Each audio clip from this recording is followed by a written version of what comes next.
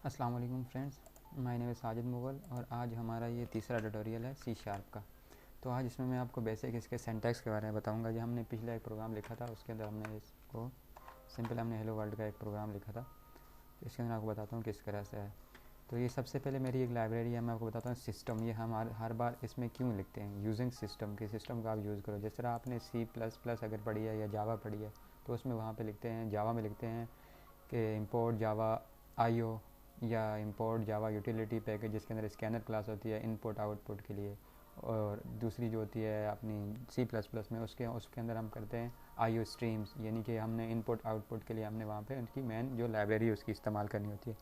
तो इसलिए जो है ना यहाँ पे हम जावा में हम सी शार्प में जो है ना हम इसका यूजिंग सिस्टम का हम करते हैं। अगर हम यहाँ सिस्टम को नहीं लिखेंगे तो हम सिस्टम को फिर हमें हर जो भी यहाँ पे हमें नीचे जैसे कॉल करनी होगी, अगर हम यहाँ नहीं लिखते फ़र्ज़ करो तो इसको जो है ना हम यहाँ से काट देते हैं, तो हमें यहाँ पे हर बार system dot console dot write line. तो मतलब ये है कि सिस्टम आपकी क्लास है जिसके अंदर कंसोल इसका सब पैकेज है, उसके अंदर राइट लाइन का मेथड को कॉल करो तो इस तरह जाके उसके अंदर से ये कॉल करता है। अगर हमने एक बार ही इसकी लाइब्रेरी को ऊपर हमने इंपोर्ट कर लिया तो हमें ये बार बार नीचे हर मेथड के साथ हमें लिखने की ज़रूरत नहीं पड़ेगी, ठीक है। और उसके बाद दूसरी चीज़ इसमें आ जाती है ये क्लास। ये क्लास कीवर्ड जो है ये इसलिए होता है कि हमने ये सी शार्प जो है ये आपको पता है कि ये ऑब्जेक्ट ओरिएंटेड प्रोग्रामिंग है, प्रोग्रामिंग लैंग्वेज है। तो इसके अंदर तमाम जितने छोटे से छोटा काम, बड़े से बड़ा कोई भी काम होता है वो क्लासेस की सूरत में होता है। तो इससे ये होता है कोड की रीयूजेबिलिटी जो है ना वो बढ़ जाती है।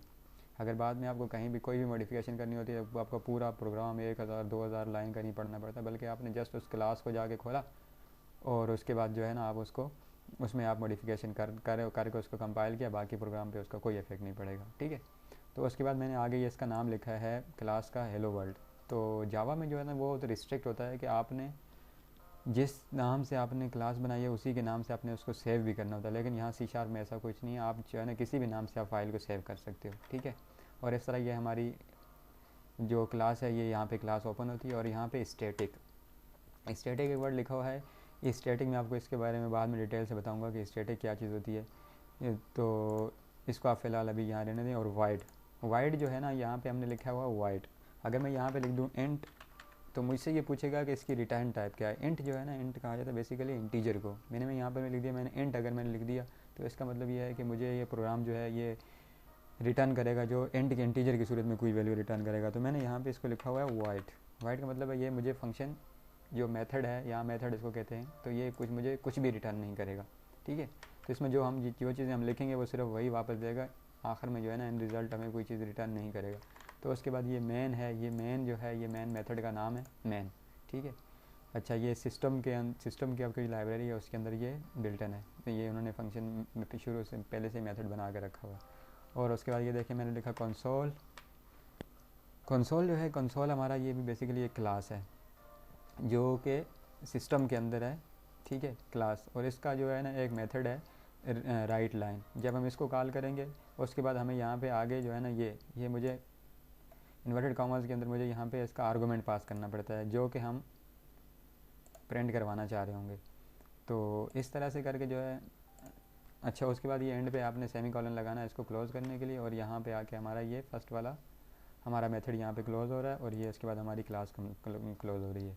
और इस तरह हम यहाँ पे देखते हैं अगर कुछ इसमें हम एरर्स करते हैं, एरर हम डेलिबरेटली अगर हम यहाँ पे एरर जनरेट करते हैं तो इसका रिप्लाई क्या होगा इसका। यहाँ पे हमने इसको मिस कर दिया, यहाँ को हमने वाइड का स्पेलिंग हमने चलो गलत लिख देते हैं, ठीक है। और उसके बाद यहाँ हमने सेमी कॉलन को मिस कर दिया। तो अब हम इस फाइल को सेव करते हैं और जाके वहीं से जाके हमने पहले जहाँ से CMD से हमने इसको चलाया था वहीं से आके इसको दोबारा हम कंपाइल करते हैं, ठीक है। तो यहाँ पे हमने लिखा इसको पहले जो है ना हमें डायरेक्टरी में जाना पड़ेगा। सी में हम लोग गए डायरेक्टरी CD एग्जाम्पल में हमारी कौन सी फाइल है, CSCEX, मुझे फ़ाइल का नाम याद नहीं है तो यहाँ पे मैं इसको डायरेक्टरी कर देता हूँ। तो डायरेक्टरी इसने कॉल कर दे दी example1 है, ठीक है। तो हमने यहाँ पे लिख दिया CSC, इसको कंपाइल करो example1 को .csc, ठीक है। तो इसने यहाँ पे एरर्स आपको जनरेट करके दे रही है कि इसमें कुछ एरर्स आ रहे हैं। ये देखो लाइन नंबर 2 पे, लाइन नंबर 17 पे, इस तरह से यहाँ पे क्या बोल रहा है कि आपने इसमें इसके अंदर जो है लाइब्रेरी इंपोर्ट नहीं की, एक्सपेक्टेड है इसके अंदर, ये चीज़ एक्सपेक्टेड है। तो यहाँ पे हमने इसको जाके सही करते हैं, फ़र्ज़ करें तो सिस्टम को हमने सही कर दिया, ठीक है। तो अब दोबारा हम इसको इसी कमांड को दोबारा कंपाइल करते हैं। ये देखें मैंने इसको कंपाइल किया तो अब ये मज़ीद बोल रहा है, अभी भी यहाँ पे इसमें एरर्स आ रहे हैं।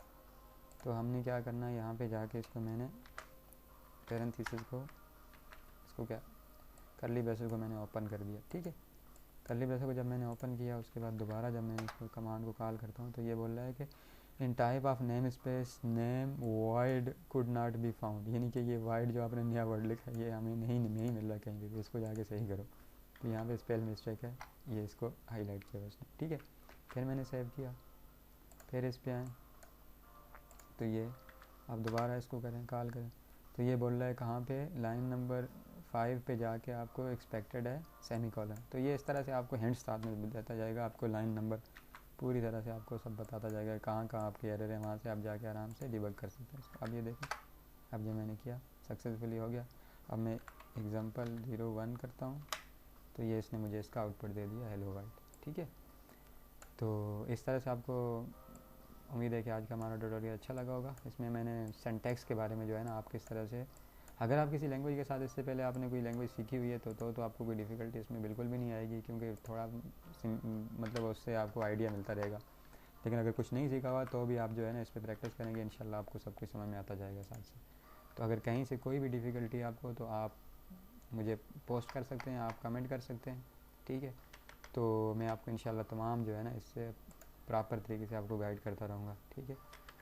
तो ये था हमारा आज का जो ट्यूटोरियल था, ये सिंटैक्स से रिलेटेड था और बेसिक सिंटैक्स। और आने वाले ट्यूटोरियल में आपको अब यहाँ से डेटा टाइप्स वगैरह स्टार्ट करूँगा, उसमें वेरिएबल वगैरह बनाने किस तरह से होते हैं, जैसे मुख्तलिफ डेटा टाइप्स होते हैं, integer, float number, character, string, इस तरह की तमाम चीज़ मैं आपको डिटेल में बताऊँगा।